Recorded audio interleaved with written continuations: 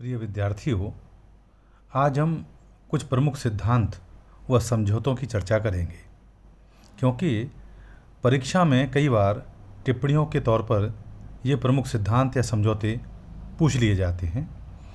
आज इस लेक्चर में हम मुख्य रूप से 3 सिद्धांतों या समझौतों पर चर्चा करेंगे। पहला है पंचशील का सिद्धांत, दूसरा ताशकंद समझौता और तीसरा शिमला समझौता। आइए सबसे पहले हम पंचशील के सिद्धांत को जानने का प्रयास करते हैं। आप सभी जानते हैं कि भारत की विदेश नीति के प्रमुख आधार के ये 5 आचरण के सिद्धांत हैं, जिनका सर्वप्रथम प्रतिपादन 29 अप्रैल 1954 को तिब्बत के संबंध में भारत व चीन के मध्य एक समझौते के रूप में तत्कालीन चीनी प्रधानमंत्री चाउ एन लाई तथा भारत के तत्कालीन प्रधानमंत्री जवाहरलाल नेहरू द्वारा किया गया था। शांति का द्योतक एवं आचरण के ये कुल मिलाकर 5 सिद्धांत हैं, इसलिए इनका नाम रखा गया है पंचशील का सिद्धांत। 5 शील अर्थात 2 राष्ट्र आपस में व्यवहार किस प्रकार करेंगे, अंतर्राष्ट्रीय संबंधों का के व्यवहार में किस प्रकार का आचरण करेंगे, ये कुछ 5 सिद्धांत हैं जिन पर कि भारत और चीन के मध्य ये समझौता हुआ था। पहला है एक दूसरे की प्रादेशिक अखंडता और सर्वोच्च सत्ता के लिए पारस्परिक सम्मान की भावना, अर्थात दोनों राष्ट्र एक दूसरे की क्षेत्रीय सीमाओं का उल्लंघन नहीं करेंगे और उनका सम्मान करेंगे, एक दूसरे की सत्ता का और संप्रभुता का। दूसरा जो सिद्धांत है इसमें वह है अनाक्रमण, अर्थात दोनों ये शपथ लेते हैं इस समझौते के द्वारा, इस सिद्धांत के द्वारा, कि वो एक दूसरे के ऊपर किसी प्रकार का कोई आक्रमण नहीं करेंगे। तीसरा जो सिद्धांत है वो है एक दूसरे के आंतरिक मामलों में हस्तक्षेप ना करना, अर्थात प्रत्येक राष्ट्र की जो आंतरिक परिस्थितियां हैं, आंतरिक जो नीतियां हैं, जो व्यवस्थाएं हैं, उनमें ये राष्ट्र किसी प्रकार का कोई हस्तक्षेप नहीं करेंगे। अर्थात घरेलू क्षेत्राधिकार के मामले में पड़ोसी राष्ट्र, जिन राष्ट्रों के मध्य समझौता हुआ है, वो किसी प्रकार का हस्तक्षेप नहीं करेंगे, अर्थात आंतरिक मामलों में अहस्तक्षेप का सिद्धांत इसे कहा गया है। चौथा जो सिद्धांत है वो है समानता एवं पारस्परिक लाभ, अर्थात एक दूसरे के साथ समानता का व्यवहार होगा और एक दूसरे का पारस्परिक लाभ प्रदान करने का कार्य करेंगे। और 5वां जो सिद्धांत है पंचशील का वो है शांतिपूर्ण सह अस्तित्व, अर्थात पीसफुली एक दूसरे के साथ मिलजुल करके कार्य करना है और राष्ट्र की प्रगति को आगे बढ़ाना है। ये जो है इस प्रकार के ये 5 सिद्धांत चीन और भारत के मध्य तत्कालीन प्रधानमंत्री जवाहरलाल नेहरू और चाउ एन लाई के मध्य 29 अप्रैल 1954 को किया गया था। इसलिए इसको कहा गया था पंचशील का सिद्धांत। भारतीय विदेश नीति में या भारत और चीन के मध्य संबंधों के मध्य इस प्रकार के सिद्धांत का उल्लेख अक्सर किया जाता है, इसलिए ये बड़ा महत्वपूर्ण सिद्धांत है। परीक्षा में अक्सर ये प्रश्न पूछा जाता है। अब हम दूसरा जो समझौता है उसकी चर्चा करेंगे और वो है ताशकंद समझौता। ताशकंद जो है तत्कालीन जो सोवियत संघ था उसका एक क्षेत्र का नाम था ताशकंद। इसके बारे में हमें जानना चाहिए कि भारत और पाकिस्तान के मध्य यदि वैदेशिक संबंधों की यदि हम चर्चा करें तो उसमें ताशकंद समझौता एक महत्वपूर्ण स्थान रखता है। भारत के तत्कालीन प्रधानमंत्री लाल बहादुर शास्त्री एवं पाकिस्तान के प्रधानमंत्री अयूब खान के मध्य 1 जनवरी 1966 को ताशकंद में ये समझौता हुआ था, जिसमें मूल रूप से यह तय हुआ था कि दोनों देश अपने झगड़ों का समाधान शांतिपूर्ण ढंग से करेंगे एवं शक्ति का प्रयोग नहीं करेंगे। तो सबसे पहली बात, महत्वपूर्ण बात यह है कि ताशकंद समझौता भारत और पाकिस्तान के मध्य हुआ था और उस समय भारत के तत्कालीन प्रधानमंत्री माननीय लाल बहादुर शास्त्री जी थे और पाकिस्तान के प्रधानमंत्री अयूब खान थे और 1 जनवरी 1966 को ये समझौता हुआ था। उद्देश्य था कि जो भी झगड़े दोनों देशों के मध्य होते हैं तो उनका समाधान शांतिपूर्ण तरीके से किया जाए, उसमें किसी प्रकार के बल का प्रयोग नहीं किया जाए। इस समझौते हेतु सम्मेलन सोवियत संघ के प्रधानमंत्री द्वारा सोवियत रूस के उज्बेकिस्तान की राजधानी ताशकंद में हुआ था।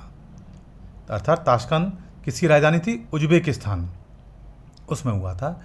इसमें पुनः राजनयिक संबंध स्थापित करने, अर्थात इस समझौते के अंदर खास बात क्या थी कि जब दोनों देशों के मध्य, भारत और पाकिस्तान के मध्य जब झगड़ा हुआ था और उस झगड़े को समाप्त करने के लिए एक जो समझौता हुआ था दोनों प्रधानमंत्रियों के मध्य, और जिसमें मध्यस्थता सोवियत संघ के तत्कालीन जो राष्ट्रपति थे, जो प्रधानमंत्री थे, उनका नाम था उज्बेकिस्तान के प्रधानमंत्री थे, उन्होंने इसमें काफ़ी सहयोग किया था।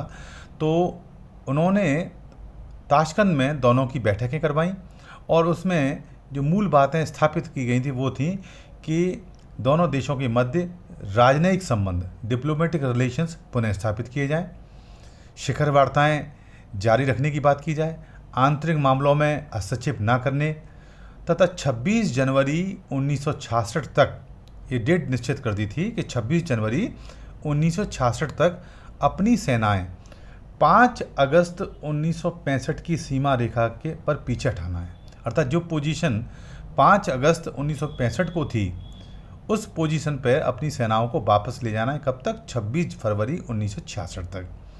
और एक बात इसमें और तय हुई थी कि आर्थिक, व्यापारिक, संचार व सांस्कृतिक संबंधों की पुनर्स्थापना की जाए।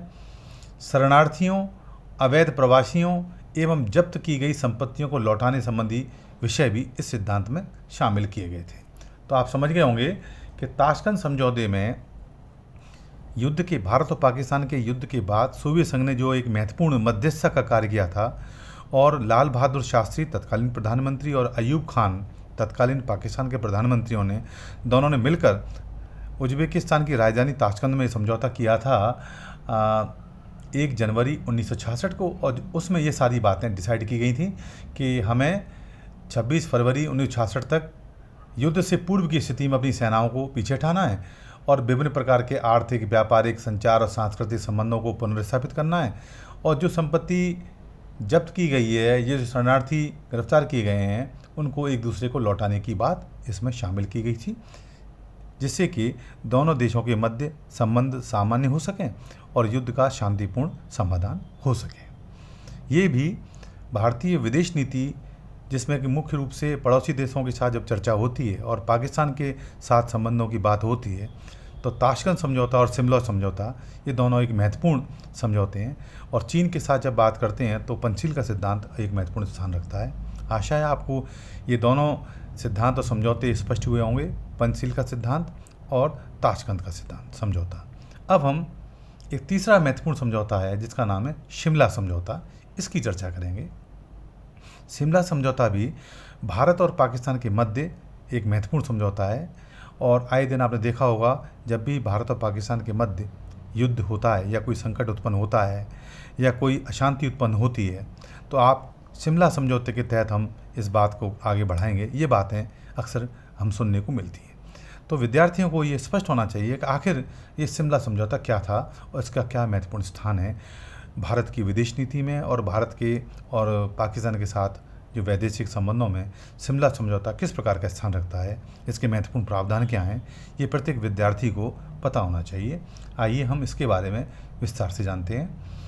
1971 में भारत पाकिस्तान के युद्ध के बाद 2 जुलाई 1972 को पाकिस्तान के राष्ट्रपति जुल्फ़िकार अली भुट्टो, अर्थात आप जानते हो कि 1971 में जब भारत पाकिस्तान का युद्ध हुआ था तो 2 जुलाई 1972 में तत्कालीन जो पाकिस्तान के राष्ट्रपति थे उनका नाम था जुल्फ़िकार अली भुट्टो और तत्कालीन भारत की प्रधानमंत्री श्रीमती इंदिरा गांधी द्वारा भारत के शिमला में यह समझौता संपन्न हुआ था।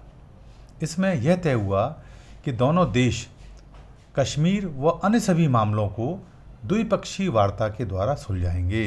ये बड़ी महत्वपूर्ण बात है। दोनों देशों के राष्ट्राध्यक्षों ने और प्रधानमंत्रियों ने मिलकर के ये बात तय की कि भविष्य में भी यदि कभी कोई झगड़ा दोनों देशों के मध्य होता है तो झगड़े का निपटारा किसी तीसरी शक्ति के प्रयोग के द्वारा ना होकर के दोनों देश मिलकर वार्ता के द्वारा उसका समाधान खोजेंगे। अर्थात इसमें द्विपक्षीय वार्ता अर्थात दोनों पक्षों के द्वारा बैठ करके शांतिपूर्ण ढंग से उस झगड़े को निपटारे की बात की जाएगी, ना कि किसी तीसरे पक्ष की मध्यस्थता को काम में लेकर के। साथ ही आर्थिक व व्यापारिक संबंधों को मजबूत करने पर भी इस समझौते में बल दिया गया एवं परस्पर सीमाओं का अतिक्रमण नहीं करेंगे, इस बात पर भी बल दिया गया। दोनों राष्ट्र आपसी विवादों को अंतर्राष्ट्रीय मंचों पर नहीं उठाएंगे।